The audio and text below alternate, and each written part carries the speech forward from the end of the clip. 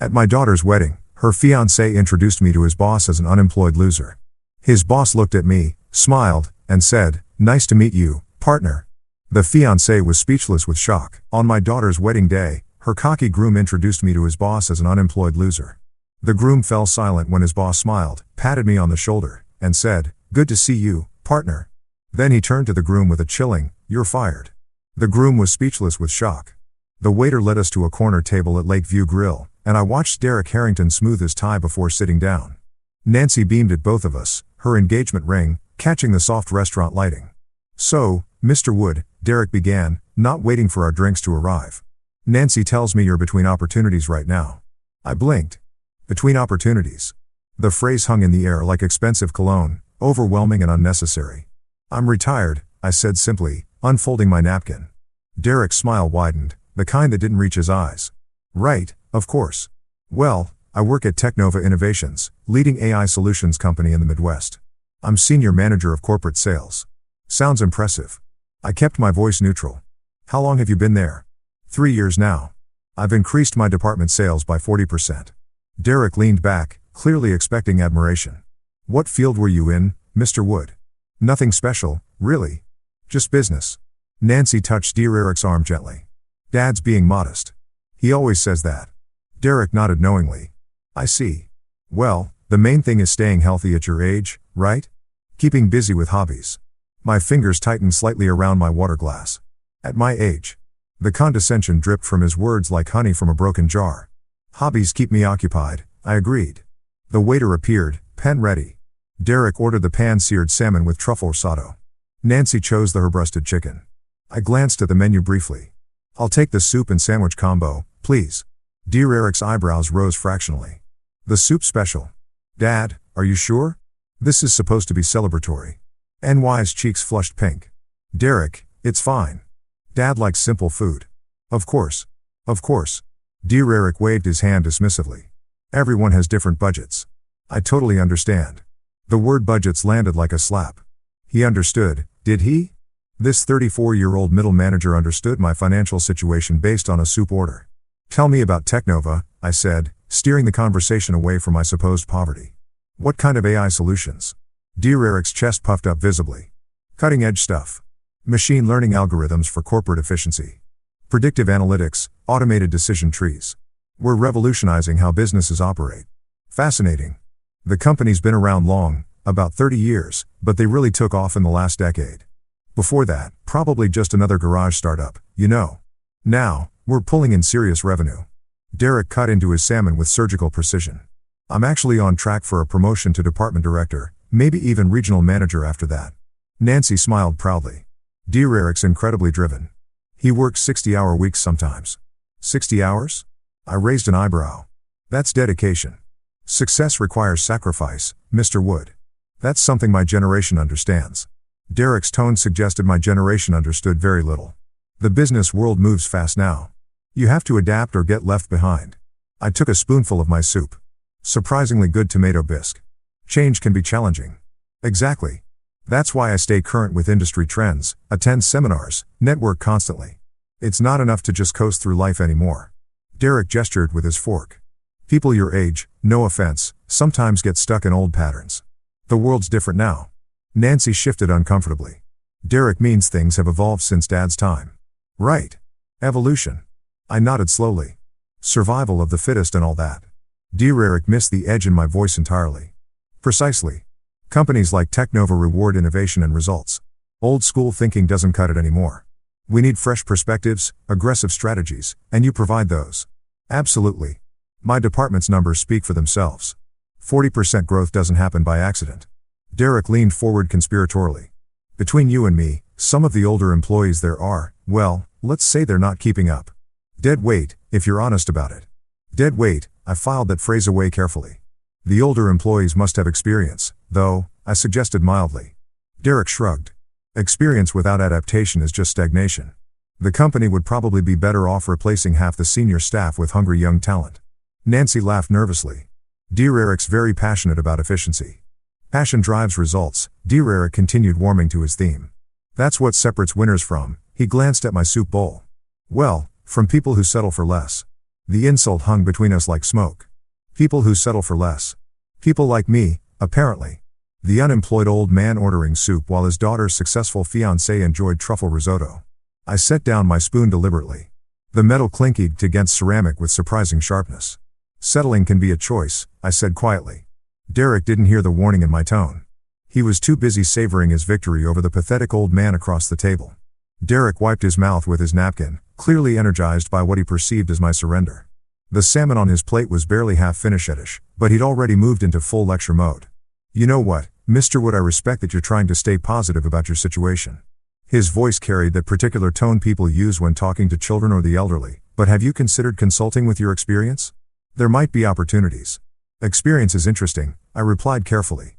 Sometimes it teaches you to stay quiet and observe, but you can't just observe forever. Dear Eric's enthusiasm bordered on aggressive. You have to move forward. Take action. I mean, look at me. I plan to become department director within a year, regional manager within 3. You have to set goals, create timelines. Nancy nodded encouragingly. Dear Eric's very goal-oriented. Goals are important. I agreed, though sometimes the most important ones aren't obvious to outsiders. Derek completely missed the implication. Exactly. That's why you need to put yourself out there. Network. Meet people. Let them know you're available. I could introduce you to some contacts if you want. Maybe entry-level positions. Nothing too demanding. Entry-level positions for me. The irony was so thick I could have served it for dessert. That's very generous, I said. It's about giving back, you know, helping those less fortunate. Dear Eric's voice dripped with magnanimity. Successful people have a responsibility to lift others up. Nancy beamed at him. See, Dad, Derek really cares about people. Oh, I can tell. I took a sip of water. Your compassion is quite evident. Derek pined under what he took as praise. It's not about the money for me, Mr. Wood. Don't get me wrong, the 6-figure salary is nice, but it's about making a difference. Building something meaningful. 6 figures. He said it like he was announcing the cure for cancer. Building something meaningful, I repeated, like Technova itself was built. Well, sure, but that was different. The founders back then were just lucky, I guess. Right place, right time. The real innovation is happening now with people like me pushing the envelope. Lucky. 30 years of 18-hour days, missed family dinners, and constant financial stress reduced to luck. The founders were lucky, I said slowly. Had to be. I mean, what did they really know about AI back then? The technology barely existed? They probably just stumbled into success. Derek laughed, the sound grating against my ears. Now we're the ones doing the real work, turning their accidental success into something professional. Nancy sensed the tension building, but misread its source. Dad, Derek just wants to help. He knows the job market is tougher for people starting over. Starting over? As if my entire career had been erased, leaving me to begin again from scratch like a college graduate. Starting over can be liberating, I said, my voice carefully controlled. It gives you perspective on what really matters. Absolutely, Derek seized on this. That's the attitude you need. Fresh start, new opportunities. You just have to be realistic about your limitations. My limitations? The phrase hung in the air like a challenge. What limitations would those be? I asked quietly. Derek gestured vaguely. Well, age is a factor. Technology moves fast. It's hard for older workers to keep up. Plus, most companies want people who can grow with them long-term. Long-term growth? Am I amused? Like 30 years? Exactly. See, you're getting it. Derek was pleased with his students' progress. Though obviously starting at your age, you're looking at maybe 5-10 years a maximum before retirement. Companies invest in futures, not, he caught himself. Not what? Not short-term situations, he finished lamely. Nancy reached across the table toward my hand. Dad, maybe we should talk about something else. But dear Eric was on a roll now, his voice growing more passionate. The thing is, Mr. Wood, the business world rewards drive and ambition. It's not enough to just show up anymore. You need vision, innovation, the ability to disrupt existing paradigms. Disrupt paradigms, I echoed. Right? Like what I'm doing at Technova. The old guard there, they're stuck in outdated methodologies. They think because they've been around since the beginning, they know everything. But markets evolve. Customer needs change. Sometimes you have to tear down the old systems to build something better. Tear down the old systems built by lucky founders who stumbled into success. I placed my napkin on the table with deliberate precision. The gesture was quiet, but something in it made Derek pause mid-sentence. Excuse me, I said, standing up. I think I need some air. Dad, NY's voice carried genuine concern. Are you okay? Just tired, I replied, pulling out my wallet. I placed $40 on the table, enough to cover my soup and sandwich, plus tip. This should handle my portion. Dear Eric's eyes widened slightly at the cash. Mr. Wood, you don't have to. I insist. I straightened my jacket. Thank you for dinner and for the career advice. Nancy half rose from her chair. Dad, please don't leave. Derek didn't mean Derek meant exactly what he said. I looked directly at my daughter's fiancé and I heard every word. The drive from downtown Chicago to my house in Evanston gave me 45 minutes to process what had just happened. Derek's words echoed in my mind with each mile. Lucky founders, dead weight, starting over at your age. By the time I pulled into my driveway, the initial anger had crystallized into something much more dangerous. Cold, calculated purpose. I unlocked the front door and headed straight to my study. This room was my sanctuary, carefully arranged to tell the real story of my life, the story Derek Harrington had no idea existed. The walls were lined with framed photographs and awards that I kept hidden from casual visitors. Technova's incorporation papers from 1995 signed by Walter Klein and myself. Photos from our first successful product launch. Industry recognition awards spanning 3 decades. The Forbes article from 2018 calling me the quiet revolutionary of AI innovation. I sank into my leather chair and stared at the photograph on my desk. Walter and me in that cramped garage where it all began. We looked so young, so determined, 30 years old and absolutely convinced we could change the world. We'd been right. I picked up my phone and dialed Walter's number. He answered on the second ring as always. Porter, how was dinner with the future son-in-law? Enlightening, I said carefully. How are things at the company? Same as always when you're not here. Chaos and confusion. Walter's laugh was warm. Seriously, though, everything's running smoothly. The quarterly reports look excellent. When are you coming back from this retirement experiment? Still enjoying the break, old friend? Well, enjoy it while you can. Derek Harrington in sales has been making noise about wanting more responsibility. Kid's ambitious. I'll give him that. My hand tightened on the phone. Derek Harrington, you know him? Senior sales manager. Been with us 3 years. Actually has some decent ideas, but he's got that hungry look that makes me nervous. Keeps talking about modernizing our approach and disrupting outdated paradigms. Disrupting outdated paradigms. The same phrase he'd used an hour ago. What kind of disruption? I asked. Oh, the usual young hotshot stuff. Thinks the company would be more efficient without so much legacy thinking. Wants to restructure departments, bring in fresh talent. Yesterday he suggested we might be carrying too much senior dead weight. Senior dead weight. There it was again. Interesting perspective, I managed. Between you and me, Porter, I think he sees himself running this place someday. Can't decide if that's admirable ambition or dangerous arrogance. I stared at the photograph of our garage startup days. Maybe both. Probably. Anyway, his sales numbers are solid, so I can't complain too much. The board loves him. Walter paused. You sure you don't want to come back? I miss having someone around who remembers why we started this company. I remember perfectly, I said quietly. That's exactly why I'm staying away a little longer. After hanging up, I opened my laptop and pulled up Technova's latest financial statements. 30 years of growth, innovation, and careful stewardship. Annual revenue now approaching $200 million. Over 800 employees across 4 states. All of it dismissed by Derek Harrington as lucky stumbling. I leaned back in my chair and smiled for the first time all evening. Derek wanted to disrupt paradigms. He wanted to eliminate dead weight. Perfect. I'd give him exactly what he was asking for. The wedding was scheduled for June 15th. 4 months to let Derek continue believing he'd correctly assessed my worth. 4 months to watch him display his true character to Nancy, to the family, to everyone who mattered. 4 months to plan the most educational experience of his arrogant young life. I pulled out a legal pad and began making notes, Derek's comments about the founders, his dismissal of experienced employees, his condescending advice about entry-level positions. Every insult, every assumption, every moment of casual cruelty needed to be remembered and addressed. The man wanted to tear down old systems and build something better. Excellent. I'd let him try.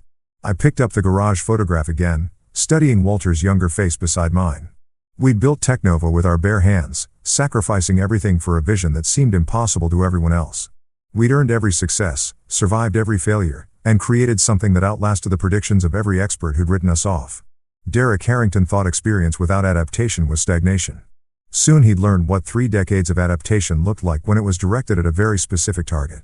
I closed the laptop and headed upstairs, already planning tomorrow's activities. I had a persona to maintain, a deception to perfect, and a lesson to prepare.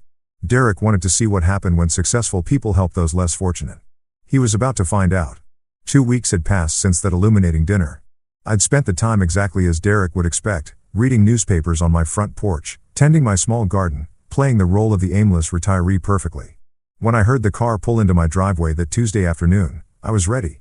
Through my living room window, I watched Derek emerge from his BMW, straightening his expensive suit jacket. Nancy bounded up my front steps with obvious excitement, clutching what could only be wedding invitations. "Dad," she practically burst through my front door. "We have something wonderful to show you." Derek followed more slowly, his eyes already scanning my modest home with that familiar expression of polite disappointment. The furniture was comfortable but not expensive. The decorations tasteful but unremarkable, perfect for maintaining my carefully crafted image. "Mr. Wood." Dear Eric's handshake was firm but brief. "Hope we're not interrupting your afternoon activities." Afternoon activities. As if I spent my days watching television and napping. "Not at all," I replied cheerfully. "What brings you both here?" Nancy produced an elegant cream envelope with flourishes that probably cost more than my monthly grocery budget. "The official wedding invitation. You're the first person to see it." I opened it carefully, admiring the calligraphy and heavy cardstock. "This is beautiful, sweetheart. June 15th, Lakeshore Country Club. Very elegant." "Derek chose the venue," Nancy said proudly. "It's where all the important Technova events are held." Derek puffed up slightly. "Location matters for occasions like this. My boss will be attending along with several board members. I wanted somewhere that reflects." He gestured vaguely at my living room. "Professional standards." "Sounds impressive," I said, setting the invitation on my coffee table. "I should probably start thinking about what to wear." This was dear Eric's moment, and he seized it with enthusiasm.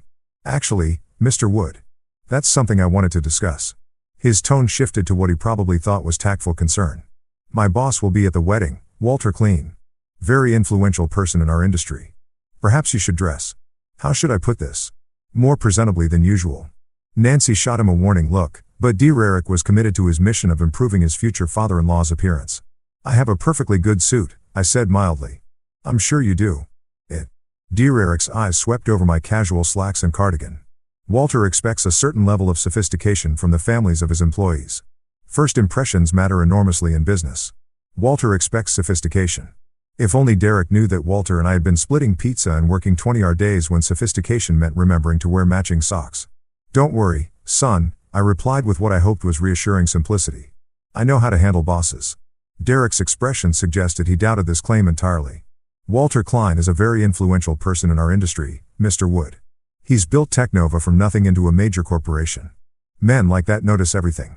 How you dress, how you speak, how you carry yourself. Built from nothing. Walter would appreciate that description considering we literally started with nothing but determination and credit card debt." "Really?" I kept my voice carefully neutral. "It'll be interesting to meet him." Something in my tone must have struck Derek as insufficiently odd because he leaned forward earnestly. "Mr. Wood, I'm not trying to be difficult, but this wedding represents my professional future, too. Walter's opinion of my family connections could affect my career trajectory. I need everyone to make the right impression." The right impression. Translation: I needed to look successful enough to reflect well on Derek, but not so successful as to overshadow him. "What kind of impression are you hoping for?" I asked. "Respectable, conservative, someone who understands the value of hard work and traditional values." Derek's voice carried the patronizing tone of someone explaining simple concepts to a slow child. "Walter appreciates people who've earned their place through dedication and merit." Earned their place through dedication and merit, like spending 30 years building a company from scratch. Perhaps Nancy sensed the undercurrent of tension. "Dad, maybe we should look at your suit together. I could help you pick out a nice tie." "That's very thoughtful, dear." I smiled at my daughter, genuinely touched by her attempt to bridge the gap between her father and fiancé. "I'm sure I can find something appropriate." Derek wasn't quite finished with his improvement project. "The important thing is projecting dignity. Mr. Wood, Walter has very traditional ideas about family values and personal responsibility.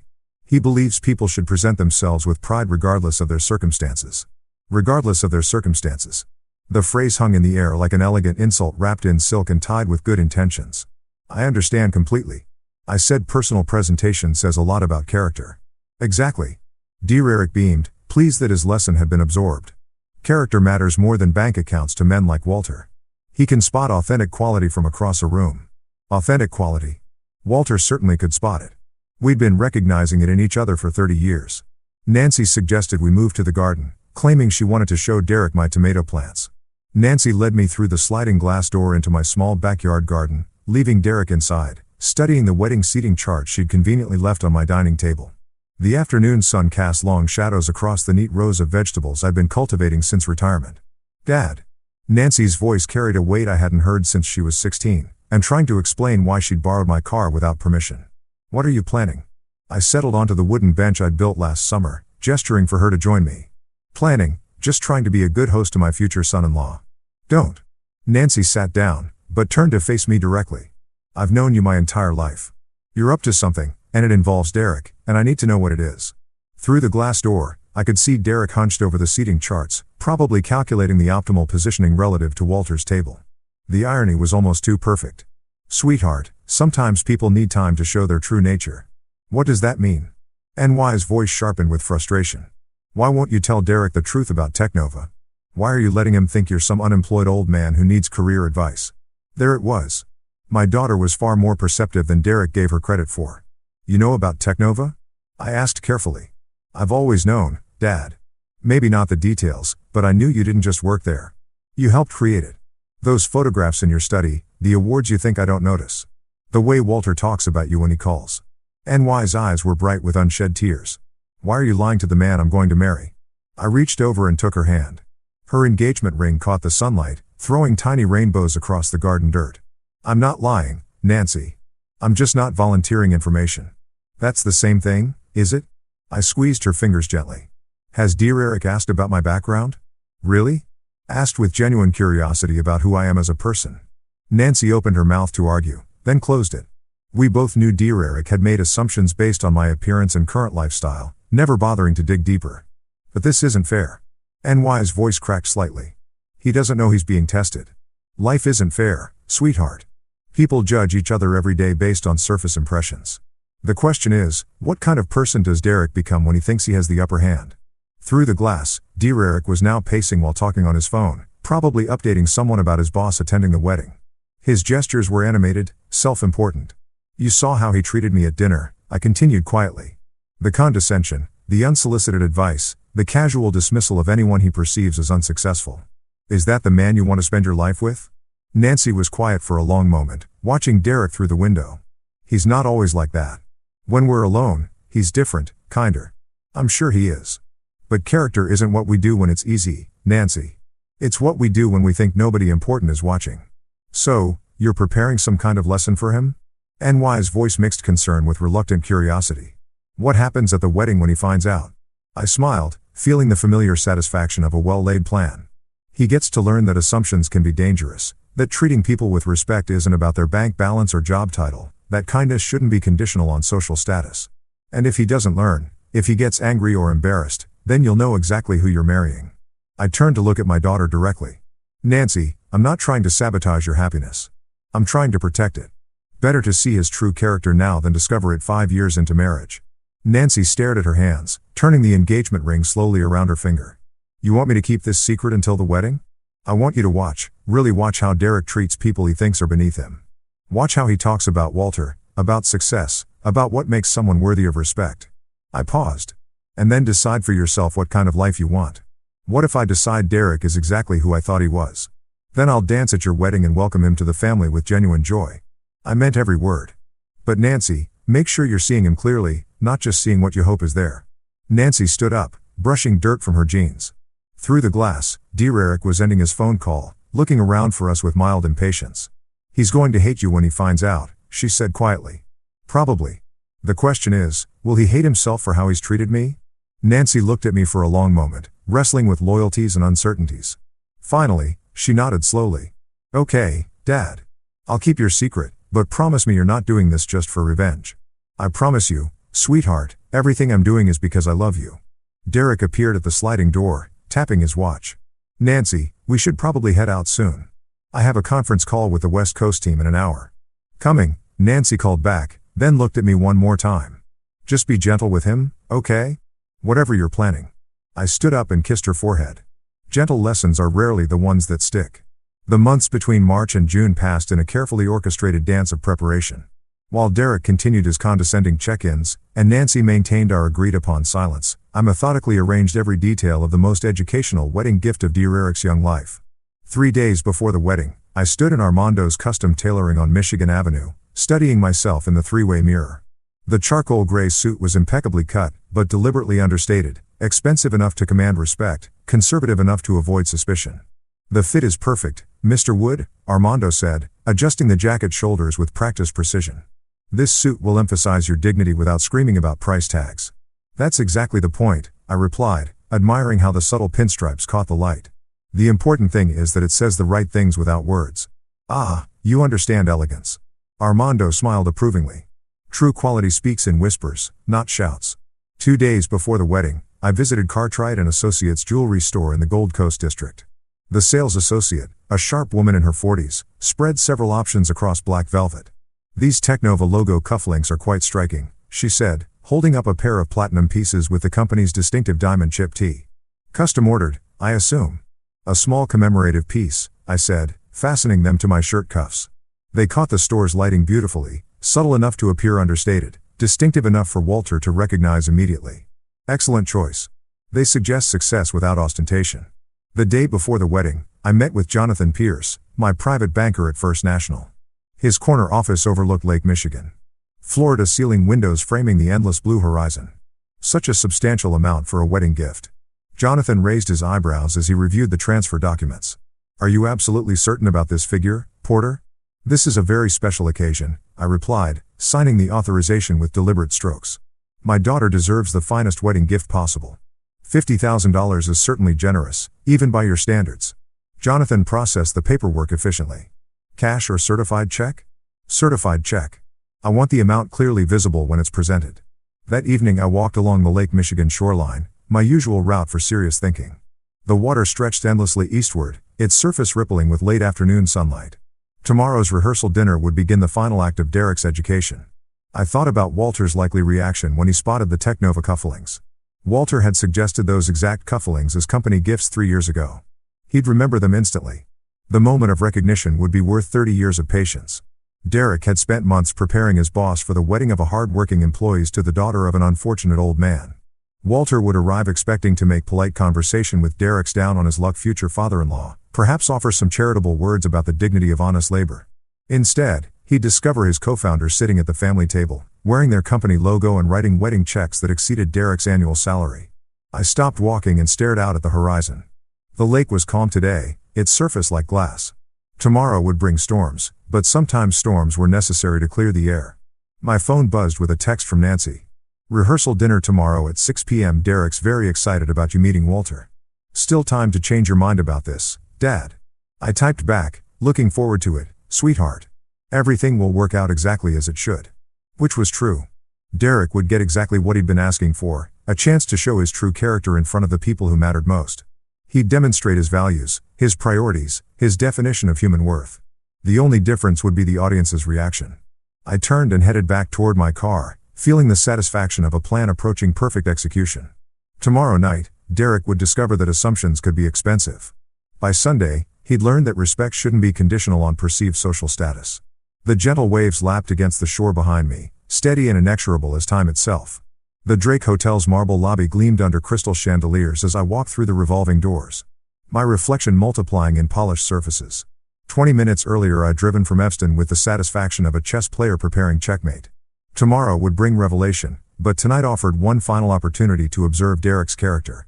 The rehearsal was set in the hotel's small chapel, an intimate space with mahogany pews and stained glass windows overlooking Michigan Avenue. Nancy stood near the altar in her rehearsal dress, radiant despite the tension I could read in her shoulders. She caught my eye and offered a nervous smile, the look of someone keeping a significant secret. Derek emerged from a cluster of his Techna colleagues, straightening his tie with the self-important gesture I'd grown to recognize. His voice carried across the chapel as he spotted me. "Everyone, I'd like you to meet NY's father." Derek's tone held that familiar condescension amplified by the presence of his professional audience. "This is Porter Wood, a retiree lives modestly in Evanston."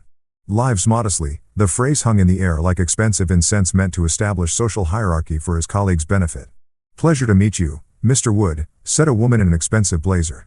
"Derek's told us you're enjoying retirement." "Very much so," I replied, shaking her hand. Though retirement can be educational, Derek's colleagues nodded politely, their interest already waning. In their world, retirees were background noise, pleasant enough, but irrelevant to serious conversation. Dad has simple tastes, Derek continued, his voice carrying just enough volume for nearby guests to overhear. Nothing wrong with that, of course. Different generations, different expectations, different expectations. I felt my jaw tighten slightly, the first crack in my carefully maintained composure. Derek, I said quietly. Be careful with judgments. Tomorrow might bring surprises. He laughed, the sound carrying more confidence than wisdom. Mr. Wood, you don't need to lecture me about people. I read character professionally. It's essential in sales. We'll see. The two words dropped between us like stones in distilled water. Something in my tone made Derek pause, but his colleagues were watching, and backing down would damage his carefully constructed image. What I mean is, Derek pressed on. Success leaves clear indicators. How someone dresses, where they live, what they drive. These things reveal priorities and capabilities. Interesting theory. It's not theory. It's observation. Take Walter Clean, my boss, arriving tomorrow. You can spot his quality from across a room. That's earned respect, not accident. Earned respect. Walter would find that description amusing, considering we'd earned our respect together, sleeping on office floors and living on pizza for 3 years. Nancy moved closer, sensing danger. Maybe we should focus on tomorrow's ceremony. But Derek was warming to his theme, emboldened by his audience. The point is, Mr. Wood, that character shows in choices. Walter chose excellence at every step. Others, he gestured vaguely in my direction. Others choose comfort over achievement. Comfort over achievement. The insult was precise, surgical, designed to wound without seeming overtly cruel. You're very confident in your assessments, I said, my voice carrying the first edge of steel. Confidence comes from accuracy. I've never misjudged someone's capabilities. Derek's smile suggested he'd just won an important point. Never. Not once.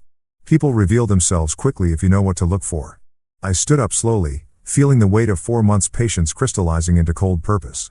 The chapel fell quiet, conversations pausing as guests sensed approaching conflict. Derek, you're absolutely right about one thing, I said, buttoning my jacket with deliberate care. Character does show in choices. Exactly my point. Tomorrow you'll have several opportunities to demonstrate yours.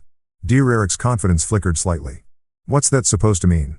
It means, I said, walking toward the chapel exit, that assumptions can be expensive, especially when they're made in front of people who matter. Mr. Wood, I don't appreciate. Good night, Derek. I paused at the chapel door, looking back at the assembled guests. Enjoy your rehearsal. Tomorrow promises to be memorable. Nancy started after me. Dad, wait. See you tomorrow, sweetheart. Everything will be exactly as it should be. I walked through the hotel lobby with measured steps, past the doorman's respectful nod into the cool Chicago evening. Behind me, I could hear Dear Eric's voice resuming its confident pitch, probably explaining my departure to his colleagues as evidence of an old man's fragile ego. Let him talk. Tomorrow morning, those same colleagues would witness the most educational experience of Derek Harrington's professional life. My car was waiting in the hotel's circular drive. As I settled behind the wheel, I caught a glimpse of the chapel through the hotel's windows. Derek gesturing animatedly, Nancy watching the door where I disappeared, the wedding party resuming their positions. Tomorrow would bring justice. Tonight brought the sweet anticipation of a plan, reaching perfect fruition.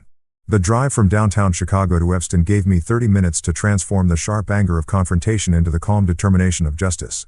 By the time I pulled into my driveway, Dear Eric's latest insults had crystallized into final confirmation that tomorrow's lesson was not just justified, it was necessary.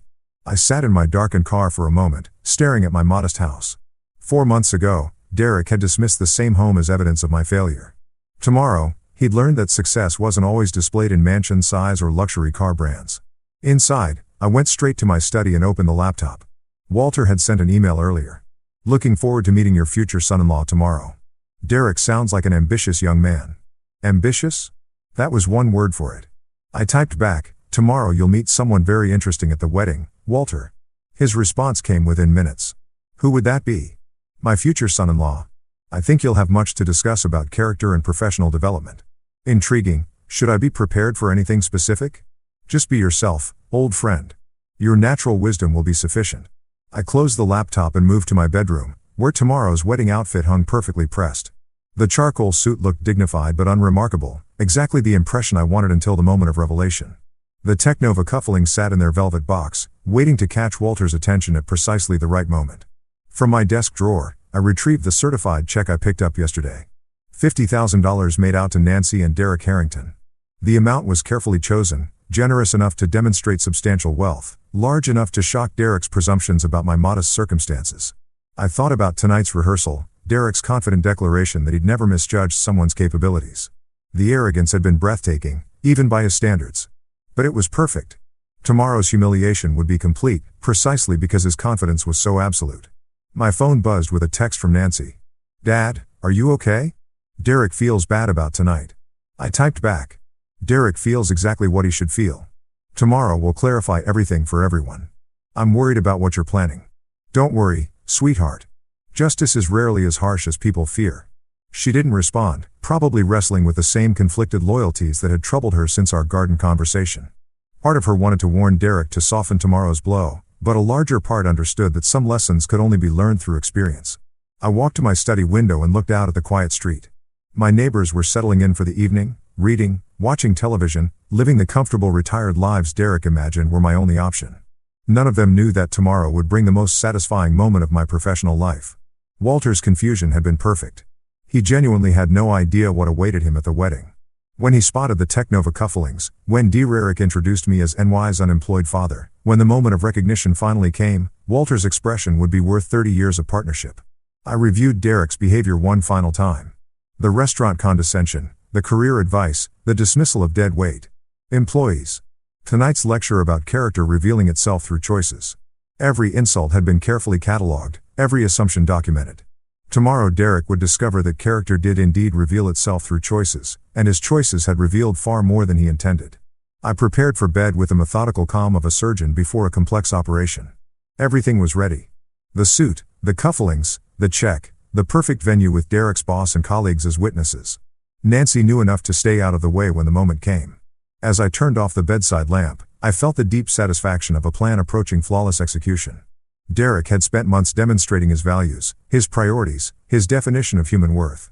Tomorrow he'd learn that assumptions about success could be extremely costly, especially when those assumptions were made in front of the people who actually controlled his professional future. Sleep came easily, filled with dreams of justice finally served. The morning of June 15th dawned crisp and clear, Chicago skyline gleaming under perfect wedding weather. I dressed with the careful attention of an actor preparing for his most important performance, fastening the Technova cufflinks with particular satisfaction. Today these small platinum symbols would speak louder than any words. The Drake Hotel buzzed with wedding activity when I arrived at noon. Nancy was upstairs in the bridal suite, probably managing her nervous energy with final dress adjustments. I made my way to the small chapel where guests were beginning to gather.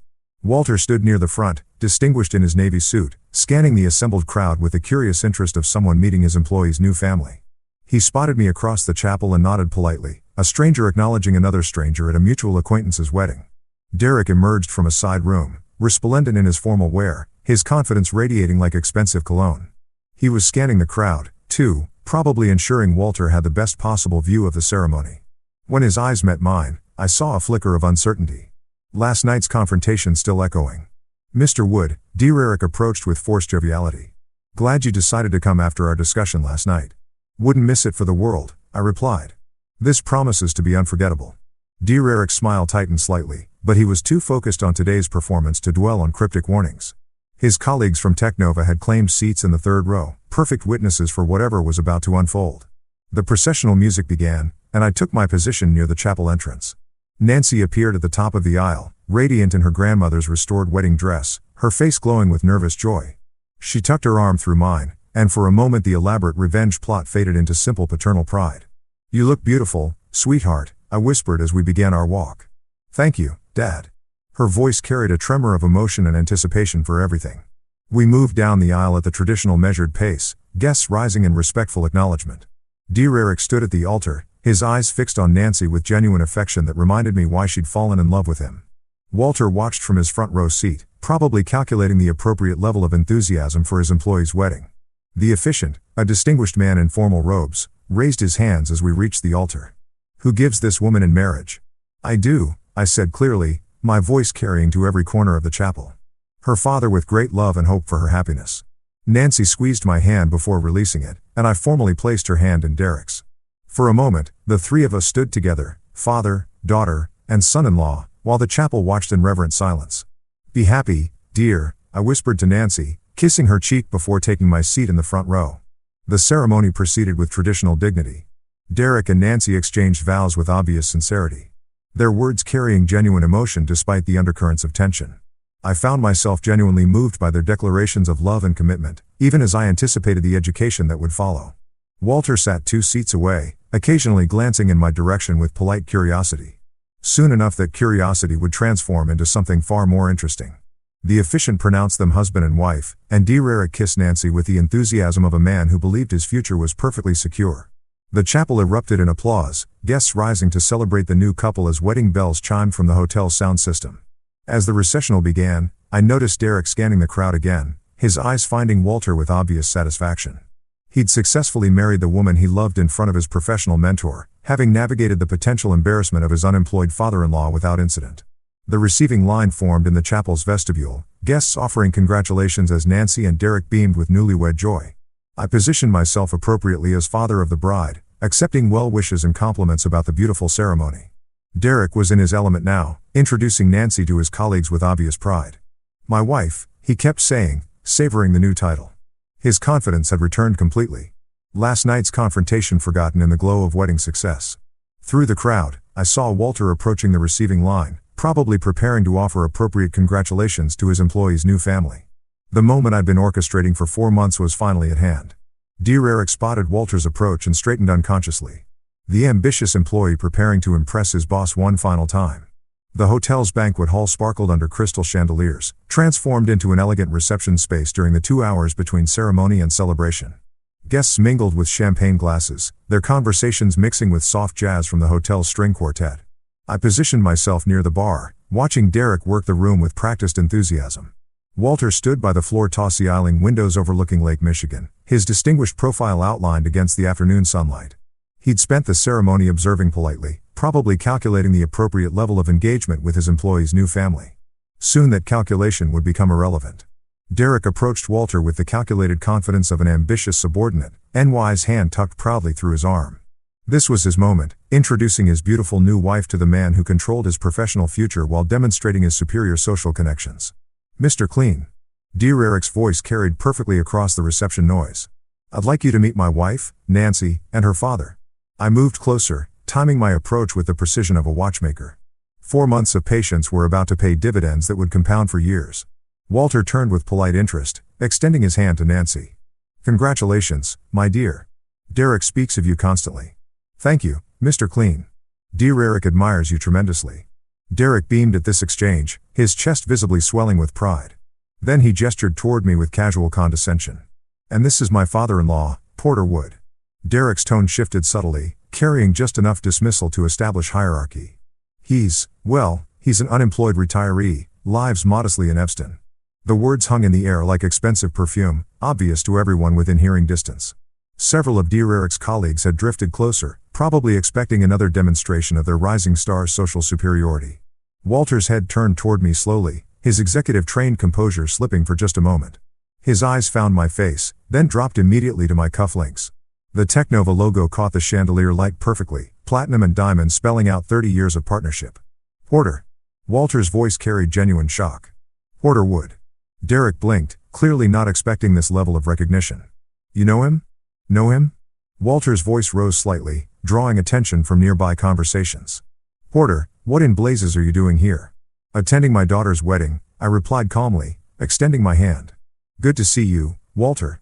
You look well." Derek's face cycled through confusion, suspicion, and growing alarm. "Mr. Klein, I think there might be some mistake. This is just NY's father. He's unemployed." Walter stared at Derek as if he'd just announced his intention to become a professional circus performer.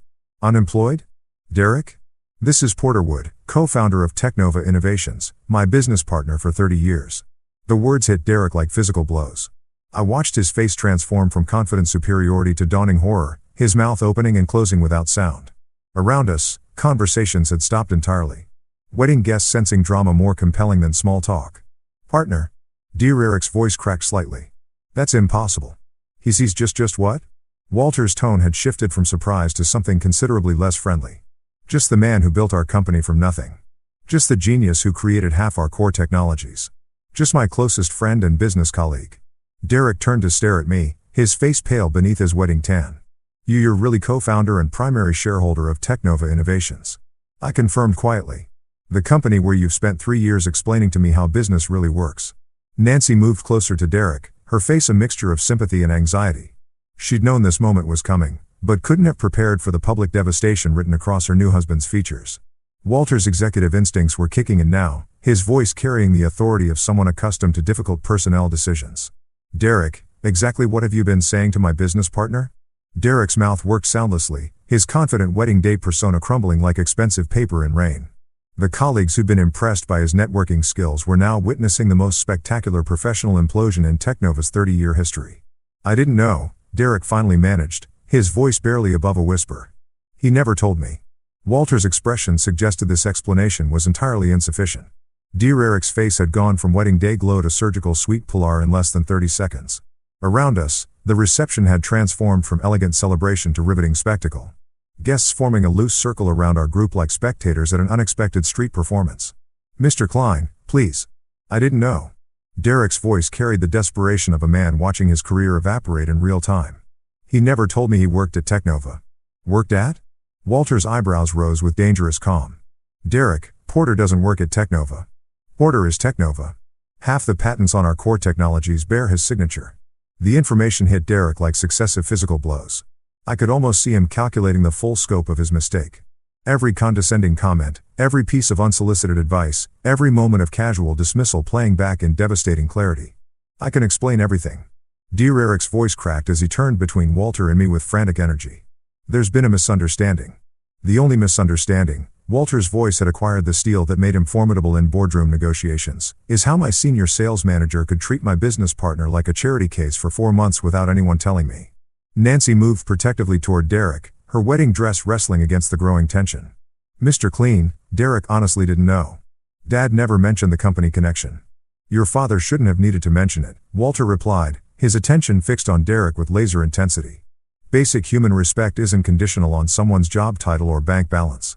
Derek was spiraling now, his hands gesturing wildly as words tumbled out without coherent structure. The thing is, Mr. Klein, I always treat people with respect. Always. I was just trying to help, offering guidance, career advice. Career advice? Walter's voice could have frozen the champagne. You offered career advice to the man who created your job? The nearby guests were no longer pretending to have other conversations. Derek's Technova colleagues stood frozen, probably calculating their own professional distances from the unfolding disaster. The hotel staff had quietly positioned themselves around the perimeter, uncertain whether to intervene or simply document the entertainment. Derek, Walter continued with the methodical precision of an experienced executioner, explain to me how someone demonstrates respect by calling their business partner unemployed, dead weight. Derek's eyes widened with pure panic. I never said that. I would never. Monday morning, Walter's voice cut through Dear Eric's protests like a surgical blade. You can explain your definition of respect to human resources. You can also start looking for new employment. No. Dear Eric's composure shattered completely. Mr. Clean, please. This is my wedding day. I made a mistake, but I can fix this. The mistake, Walter replied coldly, was mine. For promoting someone who judges people by their appearance rather than their character. Dear Eric's face had progressed from pale to gray, his breathing shallow and rapid. Nancy reached for his arm, but he was too far gone in panic to notice comfort. Around us, the wedding reception had become a cautionary tale about the dangers of assumptions. There has to be something I can do, Derek pleaded, his voice breaking like an adolescent's. Some way to make this right. I'll apologize publicly. Take a demotion. Anything. Walter looked at Derek with the expression of someone discovering mold in expensive wine. You'll apologize to Porter certainly. Whether that changes anything remains to be seen. Dear Eric's head snapped toward me with desperate hope, his eyes wide with the kind of panic reserved for people watching everything they'd worked for disappear simultaneously.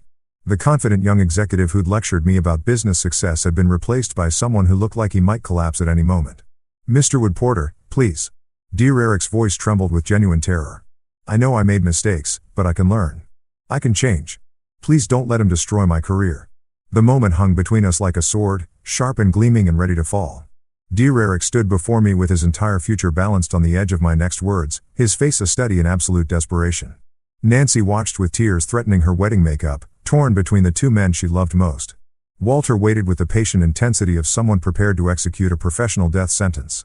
The wedding guests formed a silent amphitheater around us, their champagne glasses forgotten as they witnessed a moment that would be discussed at Chicago social events for years to come. Walter, I said quietly, my voice carrying clearly in the hushed banquet hall. Wait. Walter's eyebrows rose slightly, but he remained silent, deferring to his partner's judgment, as he had for 3 decades.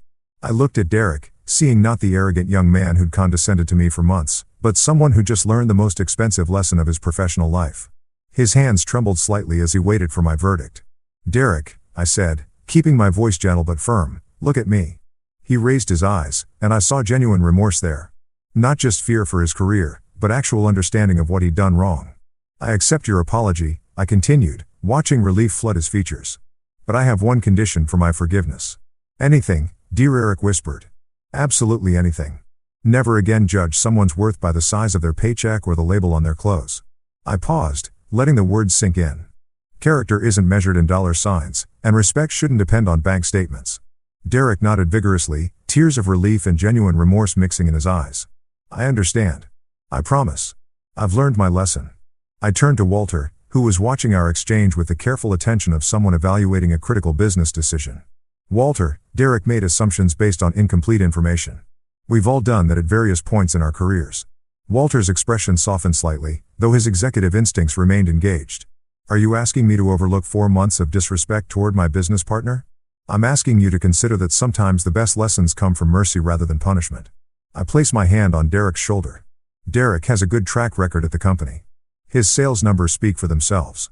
Perhaps this experience will make him a better manager, not just a more careful one.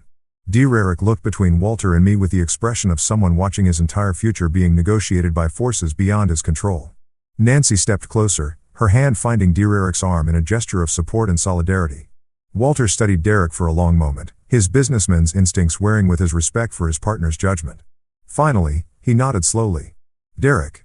Walter's voice carried formal authority, but had lost its sharp edge. You'll keep your position, but you're on probation for 6 months. Any hint of the attitudes Porter described. And you're gone. Understood? Completely? Derek managed, his voice thick with gratitude and exhaustion. Thank you, Mr. Klein. Thank you both. I extended my hand to Derek, and he shook it with the grip of someone sealing a sacred covenant. Welcome to the family, son, I said quietly. Try to remember that everyone deserves respect until they prove otherwise. I will, Derek promised. I absolutely will. Nancy stepped forward and embraced both of us simultaneously, her joy evident despite the traumatic revelation. Around us, the wedding guests began to relax, conversations resuming as the drama resolved into something resembling family harmony. Walter clapped me on the shoulder, his familiar grin returning. 30 years, and you can still surprise me, partner. Retirement keeps life interesting, I replied. The string quartet, sensing the crisis had passed, resumed their gentle melodies. Champagne glasses were raised again. Conversations returned to normal wedding topics, and Derek learned that sometimes the most important lessons come wrapped in unexpected packages. As the reception continued around us, I watched Derek interact with other guests, noting the subtle changes in his demeanor. The edge of superiority had been replaced by something that looked remarkably like humility. Sometimes justice served with wisdom tasted sweeter than revenge.